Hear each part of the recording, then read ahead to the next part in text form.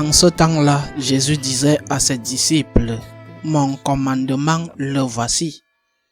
Aimez-vous les uns les autres comme je vous ai aimé. Il n'y a pas de plus grand amour que de donner sa vie pour ce qu'on aime. Vous êtes mes amis si vous faites ce que je vous commande. Je ne vous appelle plus serviteur, car le serviteur ne sait pas ce que fait son maître. Je vous appelle mes amis, car tout ce que j'ai entendu de mon Père, je vous l'ai fait connaître. Ce n'est pas vous qui m'avez choisi, c'est moi qui vous ai choisi et établi afin que vous alliez, que vous portiez du fruit et que votre fruit demeure. Alors tout ce que vous demanderez au Père en mon nom, il vous le donnera. Voici ce que je vous commande, c'est de vous aimer les uns les autres. Acclamons la parole de Dieu.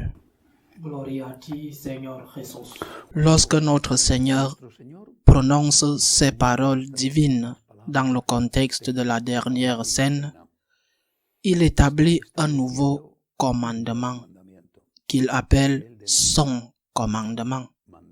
Ceci est mon commandement. Il dit mon commandement. Un commandement qui résumera toute l'ancienne loi et la portera à sa plénitude.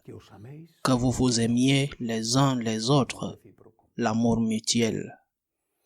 Mais il ne dit pas seulement cela, parce que le concept d'amour, je ne sais pas ce qu'il était à l'époque de Jésus, certainement, mais aujourd'hui, c'est un concept, c'est un mot tellement mal utilisé qu'en fin de compte ne veut rien dire.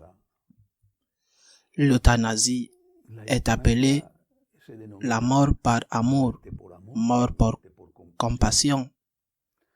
Avoir des relations sexuelles avec la première personne que tu rencontres s'appelle faire l'amour. Que signifie aimer? C'est pourquoi Jésus dit, aimez-vous les uns les autres comme je vous ai aimé, comme je vous ai aimé. Et il dit, il n'y a pas de plus grand amour que de donner sa vie pour ses amis. Et vous êtes mes amis si vous faites ce que je vous commande.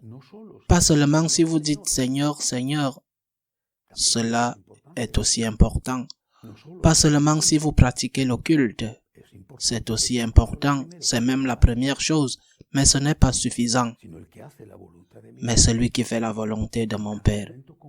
Dans chaque moment concret, qu'est-ce que Dieu veut de moi pour l'amour de Jésus? Ceux-là sont mes amis. Jésus trace pour nous un chemin d'épanouissement humain. L'homme, créé à l'image de Dieu, est vraiment homme quand il aime. Quand il aime dans toutes les manifestations de l'amour et selon celle qui doit être exprimée à ce moment-là. L'homme est vraiment homme. Il atteint sa plénitude en tant qu'image de Dieu lorsque par amour, il pardonne.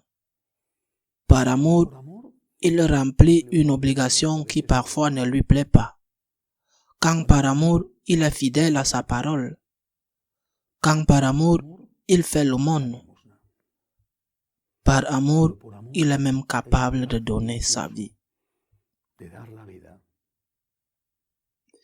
Mais dans cet évangile, Jésus ajoute quelque chose d'autre. Il dit que son amour pour nous s'est manifesté non seulement par le don de sa vie, mais aussi par l'enseignement qu'il nous a transmis. Il dit, « Je ne vous appelle plus serviteur, car le serviteur ne sait pas ce que fait son maître. Je vous appelle ami, car tout ce que j'ai entendu de mon Père, je vous l'ai fait connaître. » L'enseignement, la révélation, la doctrine, tant dogmatique que morale, est un acte d'amour de Dieu.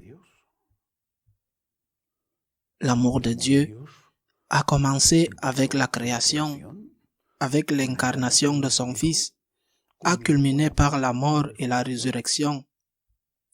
Mais 33 ans se sont écoulés entre Bethléem et Golgotha. 30 ans de vie cachée, 3 ans de vie publique, 33 ans d'enseignement. Même dans la vie cachée, il enseignait la valeur des choses simples. Et c'est aussi de l'amour. Ce n'était pas seulement de l'amour quand il est né à Bethléem et quand il est mort sur la croix. C'était amour quand il enseignait. C'est pourquoi, par amour pour lui, nous devons non seulement pratiquer ce qu'il a enseigné, mais aussi enseigner ce qu'il a enseigné. Par amour pour lui, pour faire les œuvres qu'il a faites, nous devons enseigner ce qu'il a enseigné. De même que lui, enseigner nous apportera des malentendus et des difficultés. Mais c'est la réponse d'amour que le Seigneur veut que nous ayons. Si nous n'enseignons pas la doctrine, si nous ne transmettons pas fidèlement le message de Jésus, qui le fera? Comment exprimons-nous l'amour de Dieu si nous ne sommes pas capables de raconter les choses que le Christ a faites, d'enseigner ce que le Christ a enseigné? Vous êtes mes amis si vous faites ce que je vous commande, dit Jésus, jusqu'à la mort. Car il n'y a pas de plus grand amour que de donner sa vie pour ses amis. Faire la volonté de Dieu, même jusqu'à la mort. Une volonté de Dieu qui passe aussi par la transmission de l'enseignement du Christ dans son intégralité. Qu'il en soit ainsi.